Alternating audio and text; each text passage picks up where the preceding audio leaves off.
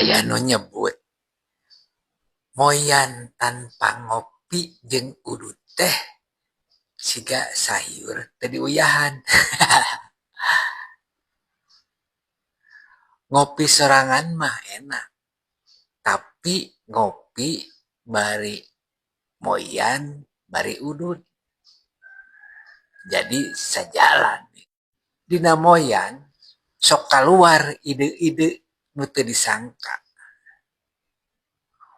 Urang bisa ngerencanakeun hal-hal gede bari seolah-olah teh canda. Tapi sok inget tong nepi ka ngobrol kaliwatan, nepi ka jam 3 sore. Atuh bolos digawe teu ngalaksanakeun tugas. Sok aya nu sok ngaku sok nyusun bisnis, tapi sebenarnya mah mun ukur ngarencanakeun kapan kudu ngopi deui. Moyan ngopi jeung udud teh duet motivasi eta asnina moyan.